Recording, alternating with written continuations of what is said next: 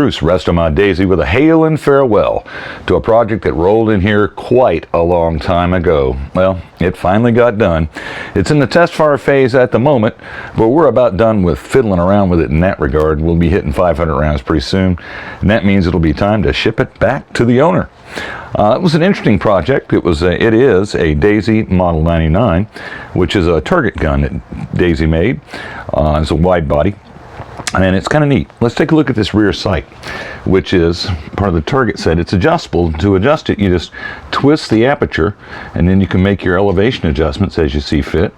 And it also has a screw located right here that allows you to make windage adjustments, which is unusual in a Daisy.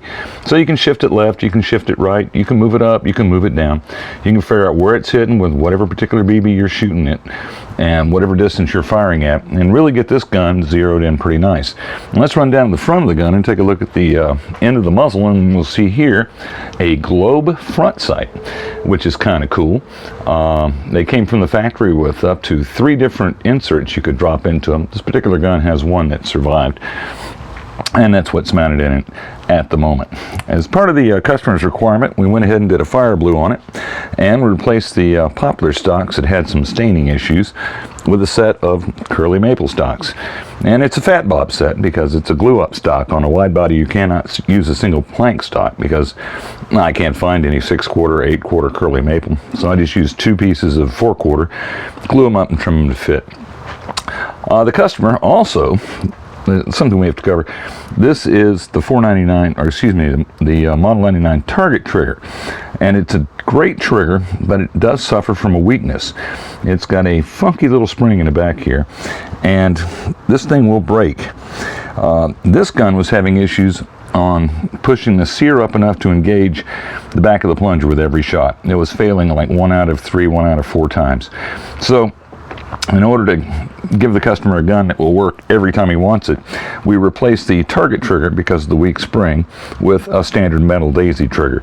It's not quite as nice as the target trigger, but you will not find any replacements for these interior springs that power this unit. So when that thing breaks, this thing's done. Unless you can find a guy who can actually wind the right size spring in the correct dimension and get the temper correct. I don't know anybody that can do that. So we've replaced that.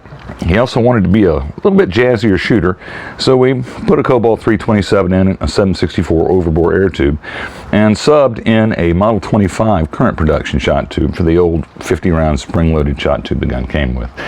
She is basically a thumper right now, not a super thumper, but a thumper, and is averaging around 307 in its current configuration, which is a far cry from the 158 feet a second it was shooting when we got the gun.